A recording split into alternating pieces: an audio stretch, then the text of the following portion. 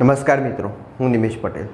આજના વિડીયોમાં આપણે માહિતી મેળવશું મિત્રો। હવે તાજેતરની અંદર જ એવી બાઇકો તૈયાર કરવામાં આવશે કે જે E85 પેટ્રોલ જે ઇંધણ છે એને સપોર્ટ કરી શકે। આનો મતલબ એ થશે મિત્રો, E85 એટલે કે જે પેટ્રોલ અત્યારે આવે છે એમાં આપણે સમજીએ તો E20 હોય એટલે કે ઇથેનોલનું પ્રમાણ 20% હોય, જ્યારે પેટ્રોલ 80% હોય છે। જ્યારે હવે આગળના સમયની અંદર E85નો મતલબ થશે કે પેટ્રોલની અંદર 85% જેટલું ઇથેનોલ હશે, જ્યારે 15% જેટલું જ એની અંદર પેટ્રોલ હશે। હવે જો આ ઇંધણનો આપણે ઉપયોગ કરવો હોય તો એને સપોર્ટ કરી શકે એવા એન્જિન પણ બનાવવા જોઈએ, એવા વાહન પણ બનાવવા જોઈએ। દિલ્હીની અંદર એક પહેલાં પેટ્રોલ પંપની સ્થાપના કરવામાં આવી, પણ હજુ એટલા પ્રમાણમાં એવી ગાડીઓ નથી કે જેના એન્જિન આ જે ઇંધણ છે એને સપોર્ટ કરી શકે। તો વાત કરીએ હવે ભારતની અંદર એવા કેટલાક બાઇક બનાવવામાં આવશે અને ક્યારે એની શરૂઆત થશે કે એ જે બાઇકનું એન્જિન છે એ E85 પેટ્રોલ એટલે કે ઇંધણને સપોર્ટ કરી શકે। સમજીએ હીરો મોટોકોર્પની પહેલી ફ્યુલેક્સ ફ્યુઅલ બાઇક વિશે। કેન્દ્રીય માર્ગ પરિવહન અને રાજમાર્ગ મંત્રી નીતિન ગડકરી દ્વારા 3 જૂન 2026ના રોજ દિલ્હીમાં હીરો મોટોકોર્પની દેશની સૌપ્રથમ ફ્લેક્સ ફ્યુઅલ બાઇક લોન્ચ કરવામાં આવી છે। ફ્લેક્સ ફ્યુઅલ બાઇક શું છે એના વિશે સમજીએ તો સરળ શબ્દોમાં આપણે કહીએ તો જે વાહનનું એન્જિન માત્ર શુદ્ધ પેટ્રોલ પર જ નહીં પરંતુ આવા મિશ્રિત ઇંધણ કે જેની અંદર E20 જેમાં 80% પેટ્રોલ અને 20% ઇથેનોલ હોય એના પર પણ આસાનીથી ચાલી શકે તેને ફ્લેક્સ ફ્યુઅલ વાહન કહેવામાં આવે છે। હીરો મોટોકોર્પની પહેલી ફ્લેક્સ ફ્યુઅલ બાઇક નવા મોડલ્સ અને એન્જિનની ક્ષમતા સાથે લોન્ચ થશે। 2 લોકપ્રિય મોડલ્સ છે જેની અંદર કંપનીએ પોતાની સૌથી પ્રખ્યાત બાઇક સ્પ્લેન્ડર પ્લસ અને HF ડ્યુલક્સના ફ્લેક્સ ફ્યુઅલ વર્ઝન બજારમાં ઉતાર્યા છે અને આ દેશની પહેલી 100cc ફ્લેક્સ ફ્યુઅલ બાઇક છે કે જેની અંદર તમે E20 પ્રકારનું પેટ્રોલ ઉમેરશો તો પણ એ કાર્યરત રહેશે। એન્જિન પાવરની વાત કરીશું તો આ બંને બાઇકમાં 97.2 cc એટલે કે એનું એન્જિન આપવામાં આવેલું છે જે 6.3 કિલોવોટ પાવર જનરેટ કરી શકે અને 8.3 Nmનો ટોર્ક જનરેટ કરી શકે છે। હવે ઇથેનોલ બ્લેન્ડિંગ સપોર્ટની વાત કરીએ તો આ બંને બાઇક E20થી લઈને E85 સુધીના ઇથેનોલ મિશ્રિત પેટ્રોલ પર સરળતાથી ચાલી શકે છે, જેમાં E20 પ્રકારનું જે ઇંધણ છે એ અત્યારે અસ્તિત્વ છે એનું કે જેમાં પેટ્રોલ 80% અને 20% ઇથેનોલ ઉમેરવામાં આવે છે।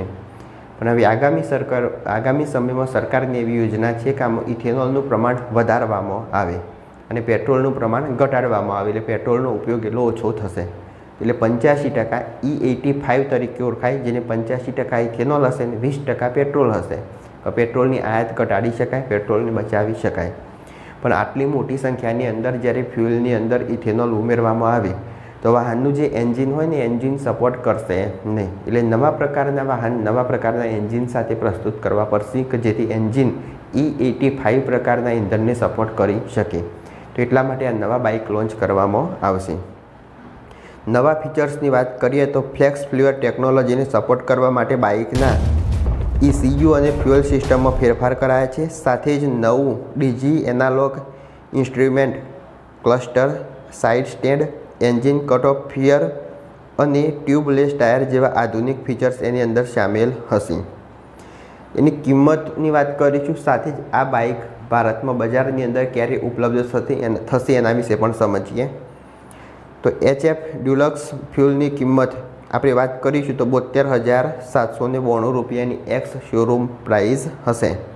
સાથે જ સ્પ્લેન્ડર પ્લસ ફ્લેક્સ ફ્યુઅલની કિંમતની વાત કરીશું તો 82,710 રૂપિયા એની એક્સ શોરૂમ પ્રાઇસ હશે। એટલે બંને બાઇકો 70,000થી 80,000ની રેન્જની અંદર છે। ક્યારે મળશે એની વાત કરીએ તો જુલાઈ 2026ની શરૂઆતમાં બાઇક્સ માત્ર દિલ્હી અને મહારાષ્ટ્રના પસંદગીના વિસ્તારોમાં વેચાણ માટે ઉપલબ્ધ થશે। એટલે આની શરૂઆત દિલ્હી અને મહારાષ્ટ્રથી થશે અને ધીરે ધીરે આખા ભારતની અંદર વેચાશે। ત્યારબાદ તેને સમગ્ર દેશમાં ઉપલબ્ધ કરાવવામાં આવશે। પર્યાવરણ અને ગ્રાહકોને આનાથી ફાયદો થશે। એક તો આ બાઇકોની કિંમત જે ઓછી રહેશે, સાથે જ આની અંદર જે પેટ્રોલ આપણે પુરાવીશું એ પેટ્રોલની અત્યારની જે કિંમતની આપણે વાત કરીએ તો લગભગ 102 રૂપિયાની આસપાસ છે। હવે આમાં પેટ્રોલનું પ્રમાણ ઘટશે અને ઇથેનોલનું પ્રમાણ વધશે. ઇથેનોલનું પ્રમાણ વધવાને કારણે સમગ્ર જે ઇંધણ છે પેટ્રોલ એની કિંમત ઘટશે. કિંમત ઘટવાને કારણે ગ્રાહકોને ફાયદો થશે. પેટ્રોલ પર નિર્ભરતા ઘટાશે. હાઈ ઇથેનોલ બ્લેન્ડિંગ વાળા ફ્યુલ E85 સુધી પર એને ચાલવાને કારણે વિદેશમાંથી આવતા મોંઘા પેટ્રોલ પરની નિર્ભરતા ઘટશે અને ભારતની અંદર જ ઉત્પન્ન થતું આ જે પેટ્રોલ છે એનાથી આપણે આ વાહન ચલાવી શકીશું. એટલે વિદેશની અંદરથી ખરીદી ઓછી થશે. ભારત આત્મનિર્ભર બનશે. સાથે જ ફ્યુલની કિંમત પણ ઘટશે. પ્રદૂષણ મુક્ત વાતાવરણ. ઇથેનોલના વધુ ઉપયોગથી વાહનો દ્વારા ફેલાતા પ્રદૂષણમાં પણ મોટા પ્રમાણમાં ઘટાડો જોવા મળશે. અત્યારે આપણે જાણીએ છીએ કે પ્રદૂષણ ખૂબ મહત્ત્વનો વિષય છે. દિલ્હી અને મુંબઈ જેવા મોટા શહેરોની અંદર અત્યારે પ્રદૂષણ એક ચરમસીમાએ પહોંચેલું છે કે જેમાં 10 વિશ્વના સૌથી પ્રદૂષિત શહેરો લઈએ તેમાં દિલ્હી જેવા શહેરનો સમાવેશ થાય છે કે જે ભારતની રાજધાની છે.